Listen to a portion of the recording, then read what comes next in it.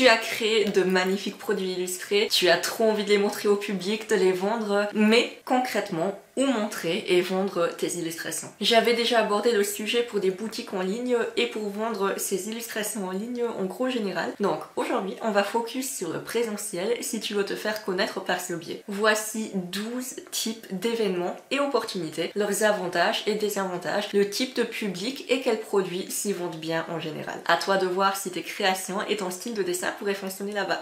Quels événements choisir? Alors, avant de parler des différents types d'events en soi, je tenais vraiment à mentionner que tu n'auras pas ta place partout. Chaque salon va avoir ses propres spécificités, donc surtout si tu démarres et que tu veux éviter de perdre du temps et de l'argent, pose-toi ces quelques questions avant de te lancer. Quel est ton objectif? Rentabilité pour vivre de l'art? Visibilité pour juste faire ta pub et récupérer de nouveaux abonnés sur les réseaux sociaux? Échanger avec d'autres exposants? Démarcher des éditeurs présents sur le salon? Selon les réponses, tu n'iras pas aux mêmes endroits. Quel est ton style de dessin? Et quels sont tes produits? Est-ce que ça convient à ce salon et sa clientèle? As-tu un niveau suffisant pour te démarquer? Par exemple, si tu ne dessines que depuis 3 mois, mais que tu commences par un gros salon à 600 € de stand et rempli d'artistes professionnels depuis des années, ce serait un peu compliqué pour toi. Quelle est ta clientèle cible? Enfants? Adolescents? Adulte, tu peux vraiment faire un gros flop ou un gros carton avec exactement le même stand et le même assortiment selon le public qui vient visiter.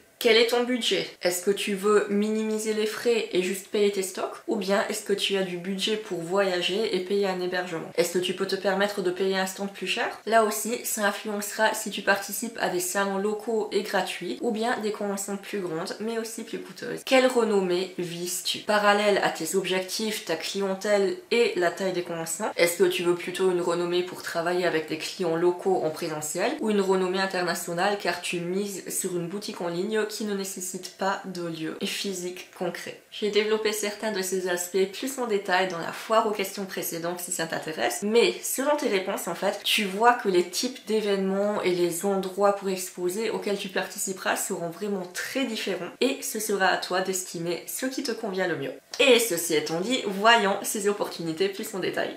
Convention manga.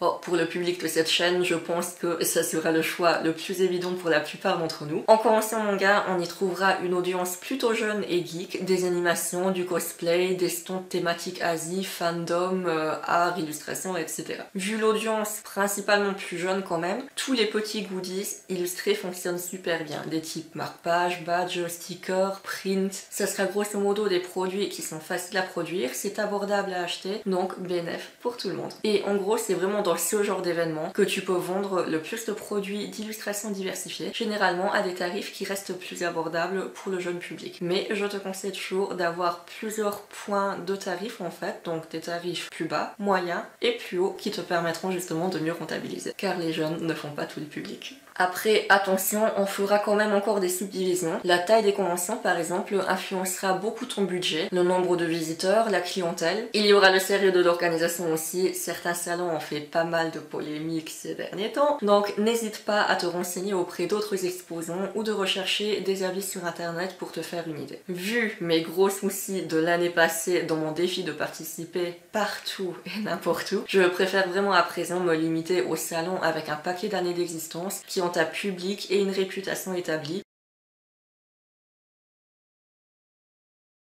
Bref, sinon pour tous les exposants par ici, partagez vos recommandations ou non-recommandations. Les conventions à participer, les conventions à bannir, allez-y, lâchez-vous en commentaire. Festival de bande dessinée. Si tu as un manga ou une BD en format papier, il y a de fortes chances qu'on te laisse entrer en festival de bande dessinée. Ici, on aura un public de tout âge, généralement habitué à faire la file pendant des heures pour obtenir une dédicace de leurs auteurs favoris. Genre, c'est vraiment les gens qui la plupart du temps arrivent avec leur petite chaise de camping et c'est trop mignon à voir. Il est possible de vendre ton assortiment classique de convention manga, donc poster, print, etc. Vu que la BD est un univers très visuel et que ses amateurs aiment généralement soutenir les créateurs. Si les allées jeunes créateurs te permettront de vendre plus de goodies, ici en festival des BD, c'est là où tu vendras le plus de livres, donc prévois un bon stock. Et contrairement au salon du livre où les gens ne s'attendent pas forcément à un manga ou une BD, les gens ici sont là pour du contenu illustré et relativement ouverts à tous les styles graphiques. Salon du livre, encore pour ceux qui auraient des mangas ou BD sous format papier, ou encore des livres illustrés, que ce soit les tiens ou bien des contes illustrés pour des clients, il y a la possibilité de les vendre en salon du livre. Les organisateurs permettent généralement des décorations, donc tu peux vraiment meubler avec tes posters, marque-pages et autres pour vendre également, ce qui te permettra de te démarquer plus facilement. La plupart des auteurs, surtout auto-édités, auront une petite table juste avec un tas de livres, limite une banderole, et si toi tu arrives avec de jolis dessins, bah oui, c'est un peu injuste, mais ça attire l'œil beaucoup plus facilement. Ici, on a une audience de tout âge, des enfants, des ados, des parents, des grands-parents. Même si tes illustrations attirent, les ventes ne sont pas toujours garanties parce que les gens ne s'attendent pas forcément à voir un stand spécialisé manga ou bande dessinée. Certains seront agréablement surpris et achèteront,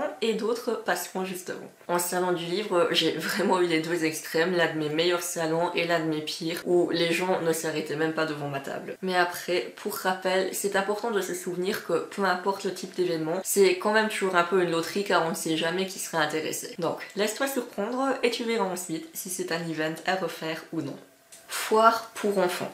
Si ton style s'y prête parce que tu as par exemple illustré des livres pour enfants, des livres de coloriage, que tu as la possibilité de proposer une animation créative ou simplement que ton style et tes produits sont ultra kawaii et que les gosses adorent ça, les foires pour enfants peuvent être une piste. Niveau audience, on aura donc logiquement des enfants, mais le pouvoir de décision revient aux parents qui achèteront ou non. Le but sera donc d'attirer d'un côté les enfants tout en plaisant aux parents. Et ici tu peux vraiment miser à fond sur les dessins, les posters, les petits goodies, les badges, les stickers, etc. Plus il y a de couleurs et mieux c'est. La plupart des stands misent énormément sur les visuels pour attirer les petits. Donc si tu peux monter en hauteur et étaler tes trucs partout, c'est vraiment l'idéal. Perso, je me suis retrouvée à un salon du livre d'enfants car apparemment j'ai un style qui rappelle un mix de Barbie et de Monster High. Ça va, j'aime bien les Barbie et les Monster High, elles sont classe. Niveau budget, je te propose plusieurs tarifs. En fait, vu que les parents ont le pouvoir d'achat, ils n'ont souvent pas de souci à ouvrir le portefeuille s'ils voient l'utilité des produits. Ou parfois, ils achètent simplement un petit goodies, genre un marque-page ou un sticker, juste pour faire plaisir à l'enfant qui réclame quelque chose. Même si ce n'est qu'une petite fonte, c'est toujours ça de gagner.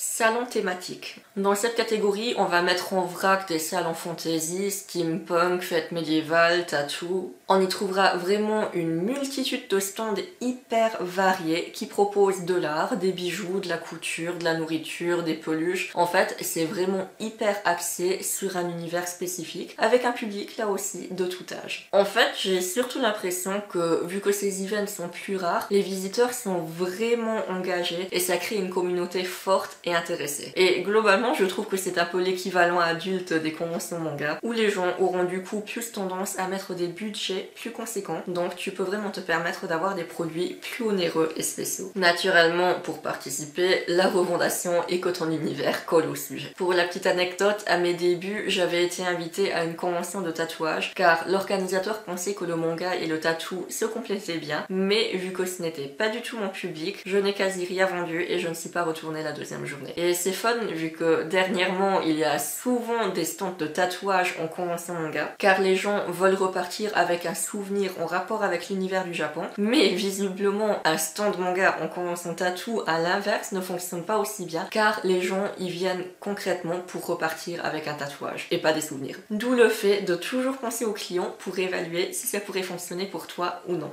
Foire d'artisanat et marché de créateurs. Certaines communes organisent régulièrement des foires d'artisanat ou des marchés de créateurs. On retrouvera pêle-mêle de la peinture, céramique, couture, bijoux, liqueurs, nourriture, similaires aux salons thématiques, mais plus diversifiés dans les sujets. La clientèle est beaucoup plus restreinte et d'une tranche d'âge plus âgée, généralement au-dessus de la quarantaine. Par contre, elle sait apprécier les créations originales à des tarifs beaucoup plus conséquents. Donc, stratégie marketing, si les conventions manga sont là où tu mises plus sur les petits produits abordables et moyens, ici tu peux y aller avec les produits plus chers et plus spéciaux, type originaux encadrés, gravure sur bois, produits uniques. Effectivement, ce n'est pas du tout le public cible pour des mangas, mais ça peut être intéressant selon les endroits. C'est à ce genre de foire que je me suis pointée avec des toiles imprimées d'1 mètre et elles sont vraiment parties de dingue. Qui ne tente rien à rien, et comme je l'expliquais dans ma vidéo de marketing pour les conventions, même si tu fais moins de ventes, ça compense parce qu'elles seront plus chères.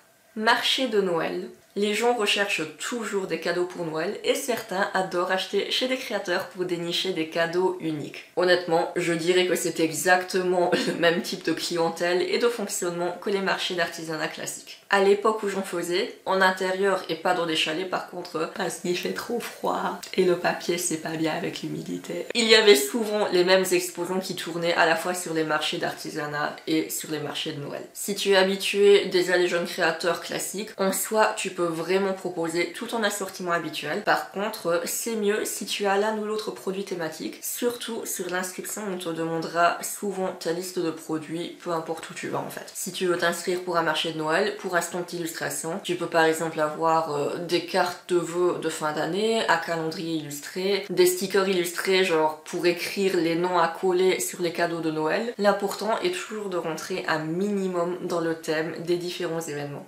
Fêtes locales et événements spéciaux. Dans le même esprit que les foires d'artisanat, on peut avoir des fêtes locales. Par exemple, le village ou la ville organise une fête des voisins, il y a une brocante, un événement de fin d'année pour amuser les jeunes d'un lycée. Clairement, le public ne sera pas ciblé du tout. Mais alors pas du tout. Non! Il sera très diversifié en termes d'âge et de goût et les ventes seront potentiellement limitées voire inexistantes. Certaines personnes viendront juste pour se balader, d'autres seront intéressées de découvrir des nouveautés. Dans le cadre d'un programme d'activités de vacances, la ville de Luxembourg avait par exemple aménagé un endroit dans la capitale sur le thème des livres où j'avais été engagée pour dessiner des portraits manga. J'ai pu y apporter un assortiment limité de petits produits à vendre, mais ce qui attirait le plus était effectivement le fait d'avoir une animation concrète qui attire bien mieux les gens d'abord. Surtout si c'est un public froid, une animation brise la glace. Et ensuite, ils seront plus enclins à acheter quelque chose, à passer une commande illustration,